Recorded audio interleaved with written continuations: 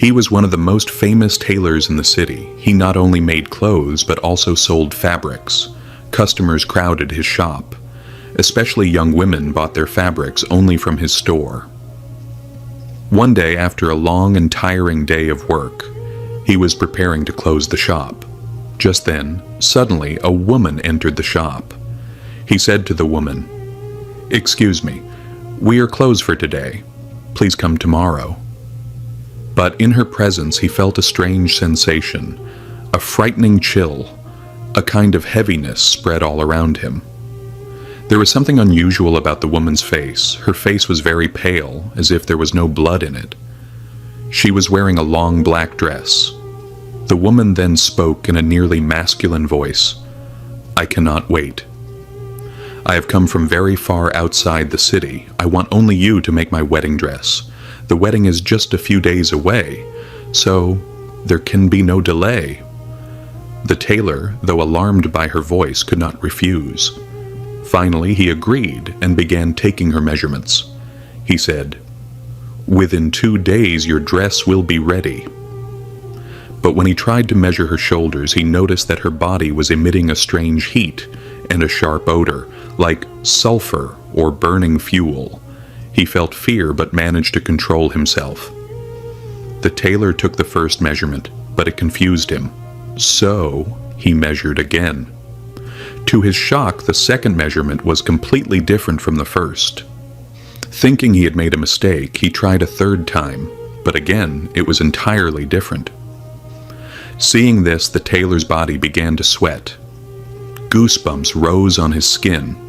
When he stepped forward to measure her full height, the woman suddenly said in a harsh tone, "No, do not come any closer." The tailor apologized and stepped back. Then the woman took out a piece of fabric, placed it on the table, and said, "With this fabric you will make my dress." The tailor looked at the fabric and was astonished. He had never seen such material in his life.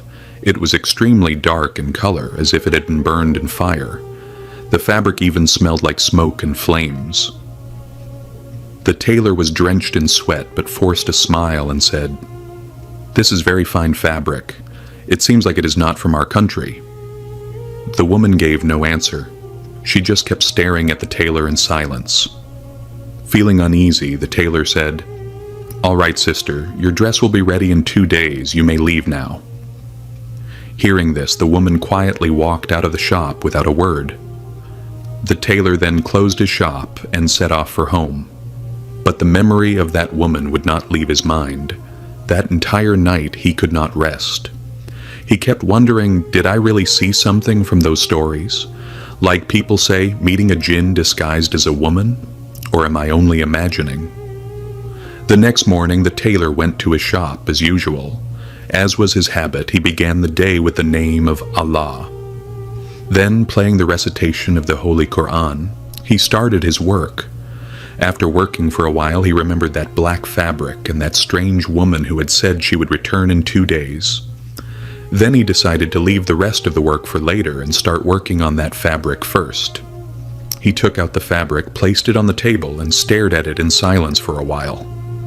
As he kept staring, he suddenly became aware of himself. Then, regaining his composure, he began to say Astaghfirullah and started working. But when he tried to run the machine to sew the fabric, he saw that the machine was not working, even though it had been running perfectly fine the day before. He checked the machine carefully, but found no sign of any problem. All day long he tried to run the machine, but it would not work. This way, night came. Finally, without finishing the work, he was on his way home.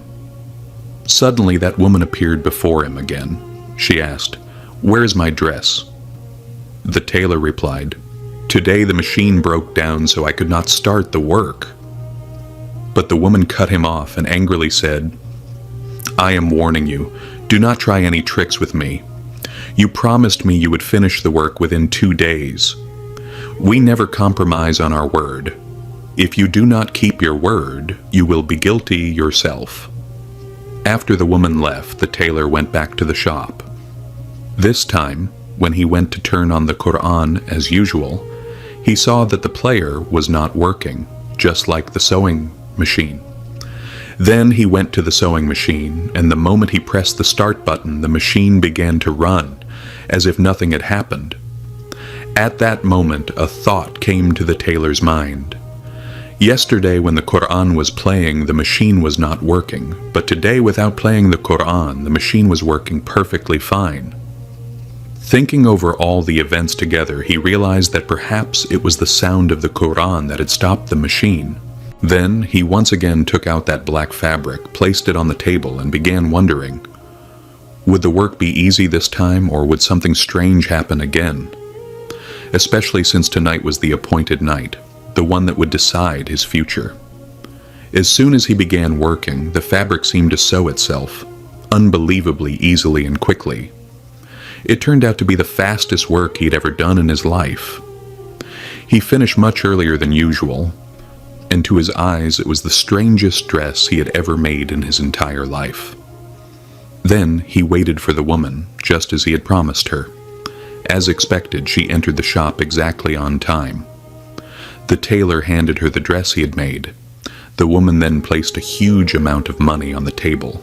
The amount was so great that the tailor found it unbelievable. So the tailor said, "This is too much money. It will be far more than enough."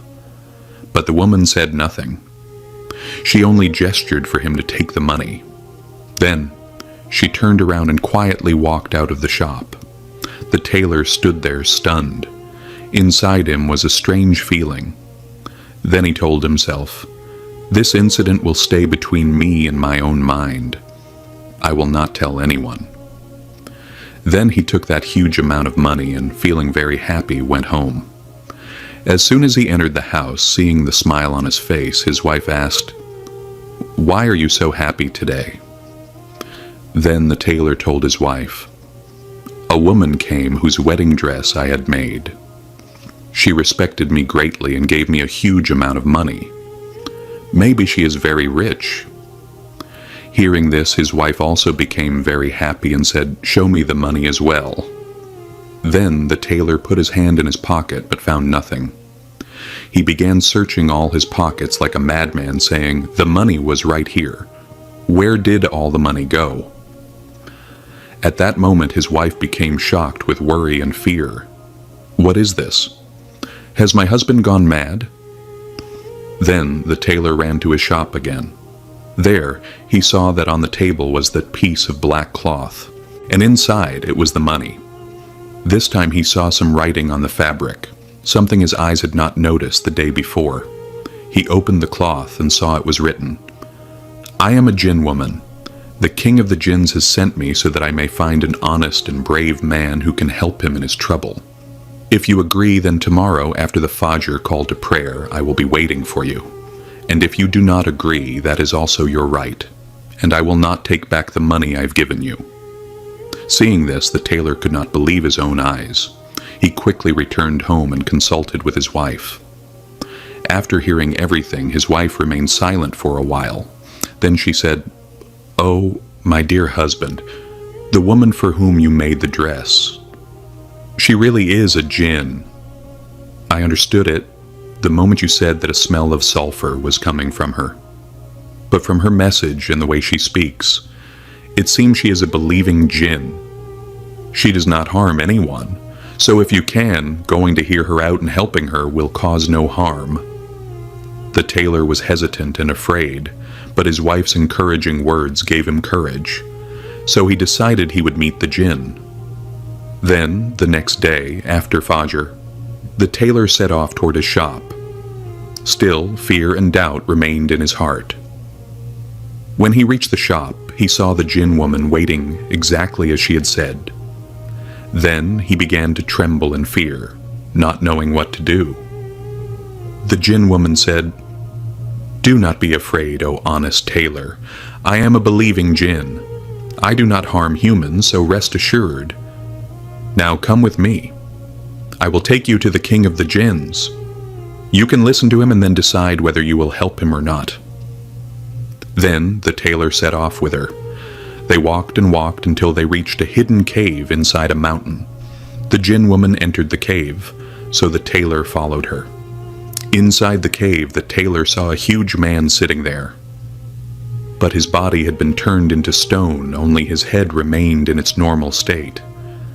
The tailor then asked him, "Who are you?" In reply, the man said, "I am the Sultan. Me and my army of jinns have been turned into this state by magic. One of my ministers, whom I trusted, was actually a sorcerer. And he'd been sent by the leader of the sorcerers. As a result, they had learned that I was about to launch an attack against the sorcerers because they were committing terrible magic and oppression upon ordinary people. I wanted to stop them, so they attacked me and left me in this condition." At that moment, the tailor understood that this man was actually the missing sultan, who had disappeared about 10 years ago. Everyone had thought he had drowned in the sea, because the sultan had once gone out on a naval expedition. Then the tailor asked, "What can I do to help you?" The sultan replied, "The sorcerers have done this to me through magic. To do this work, they used a kind of black stone. They found this stone in a secret chamber beneath an old palace. I have heard that wherever the stone is kept, nearby there is also a ring. The guardian of this stone, and by whose power sorcerers and evil jinns burn in fire. Many sorcerers have been destroyed while searching for this stone. In the end, they used an honest man, convincing him that with this stone they would treat sick people, that believing man trusted them, and with his help they obtained the black stone. And for this reason I sent all my loyal jinn soldiers to find an honest and brave man who could help us in this moment of danger to find the ring. But all the soldiers failed to find that man, except for this woman, the one for whom you made the wedding dress. She found in you all the qualities we had been searching for all this time. So, I request you to find that ring, the one that can restore us to our former state. I will provide you with everything you need. I will even give one of my jinn soldiers to accompany you." Hearing the sultan's words, the tailor thought for a moment and asked for some time so he could consult his wife before making a decision. The sultan agreed. Then the tailor returned home and told his wife everything. She said to him, "This decision is entirely yours, but whatever decision you make, I am by your side." Thus 6 days passed, but the tailor remained in hesitation and doubt. Every moment he kept thinking about this matter. He even began to feel guilty before himself. Finally, on the 7th day, when he was returning home after work, he suddenly remembered that he had left the bread for dinner at the shop. So he went back to get the bread. But as he got closer, he saw that his shop was on fire and people were trying to put it out. Shocked, he joined them in extinguishing the fire. After the fire was put out, he thanked everyone. At that moment, he noticed that a young man's hand had been cut. He asked him, "How did you get injured?" The young man replied, "I was trying to break the window and go inside, because I thought you were still in the shop. But when I saw you arriving, I felt great joy, because you were not inside." This incident deeply moved the tailor emotionally, and he decided that at any cost, he would help the sultan. After that, he returned home and told his wife about his decision. Then his wife became very happy and said, "You have made the right decision." After that, the tailor set out toward the cave where the sultan was staying. When he reached there, he saw that the sultan's jinn soldiers had prepared provisions, money, and an animal for his travel. Then the sultan said, "If Allah saves me from this danger, then I will make you one of my closest ones.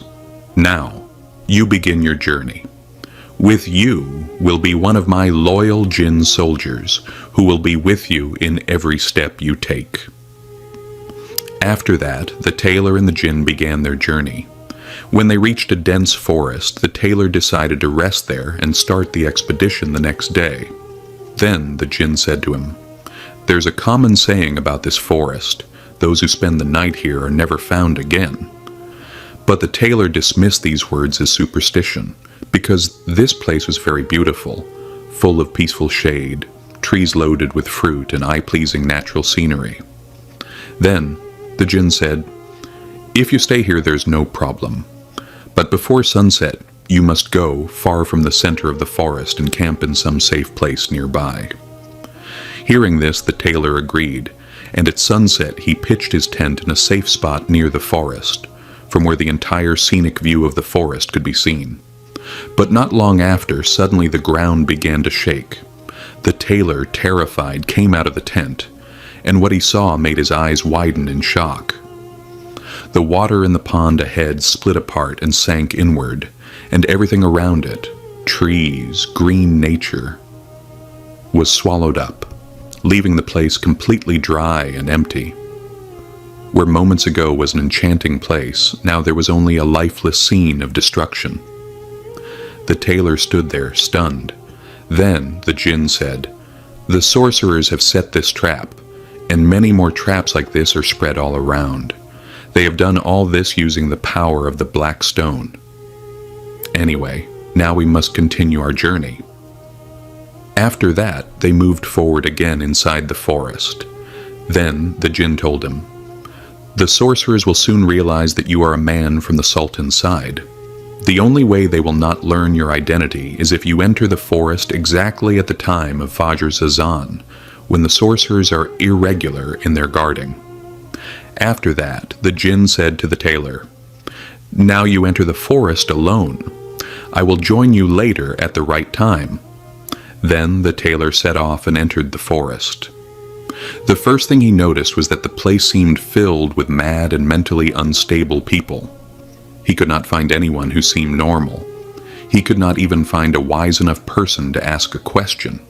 He kept walking, and at last, after evening had fallen, he reached a small village. By then, darkness had covered the surroundings. He decided to knock on someone's door and spend the night there. After that, he knocked on the door of a nearby house.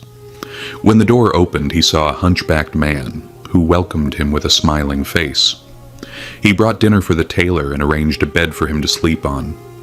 Since the tailor was tired, he lay down and fell into a deep sleep. Suddenly, he heard a whispering voice, as if someone was saying, "Run away, escape before danger comes. The same thing will happen to you as it happened to the people of this village." Hearing this, the tailor became frightened. He then understood. This was the voice of his jinn companion, so he asked the jinn, "Why are you forbidding me to spend the night here?" Then the jinn replied, "The people of this village work with the sorcerers. They control the minds of outsiders, so that later the sorcerers can use them for their own benefit." After that, the jinn took the tailor to the house of an old man in the village. That old man was an old friend of the Sultan. The old man warmly welcomed both the tailor and the jinn, and when he heard they had come in search of the ring to free the Sultan, he gave them his full cooperation.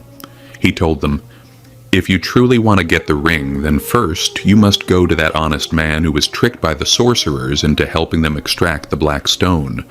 The ring will be exactly in the place where the stone was taken from.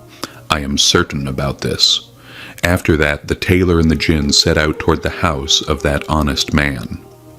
When they reached there, they told him everything and asked for his help. Then the honest man said, "The sorcerers threatened me, that if I revealed their secrets, they would ruin my life.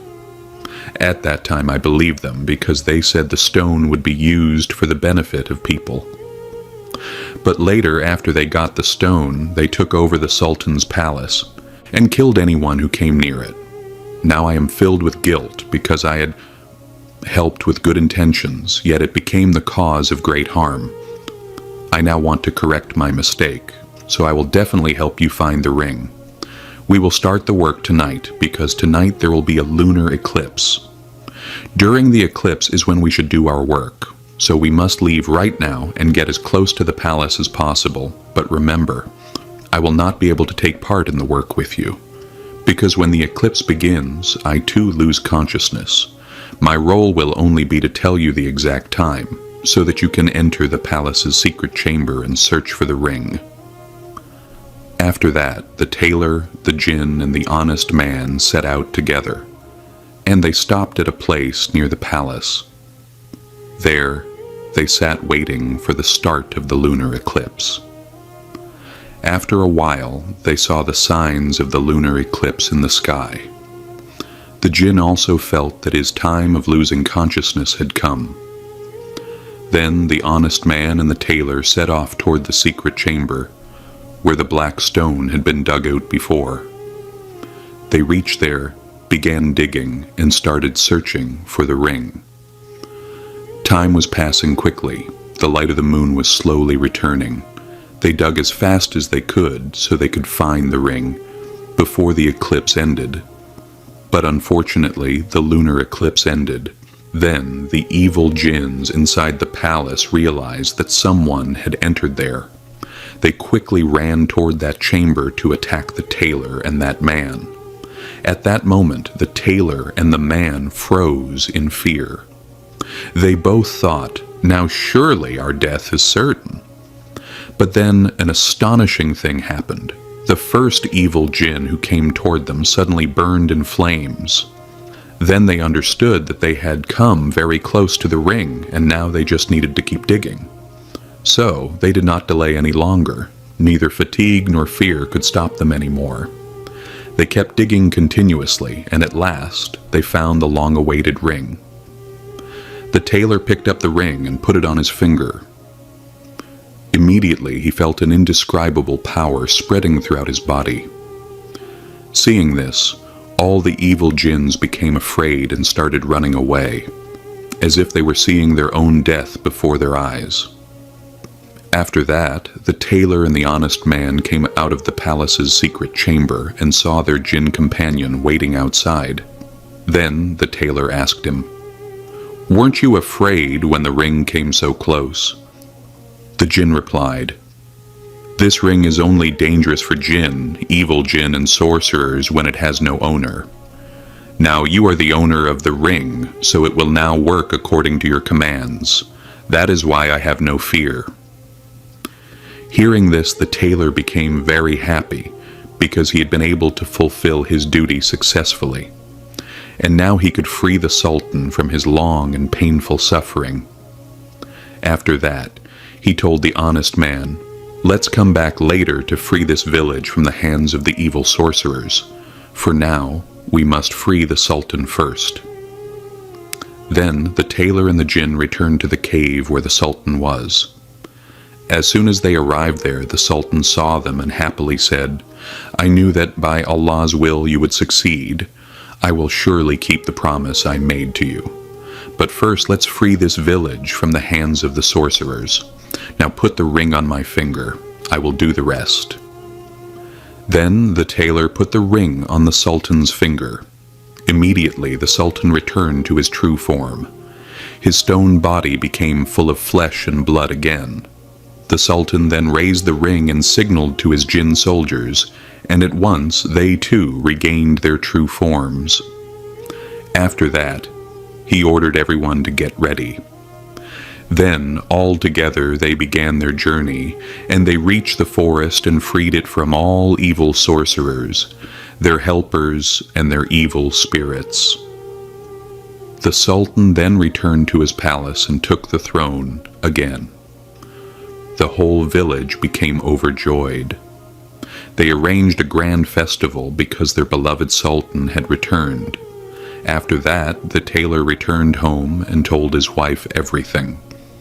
Hearing all this, the wife became very happy, and her eyes filled with tears of joy. Dear friends, if you enjoyed this video, give it a like and subscribe to our channel so that we can bring you many more new stories like this. And be sure to share your valuable opinion in the comment box. Stay well. Allah Hafiz.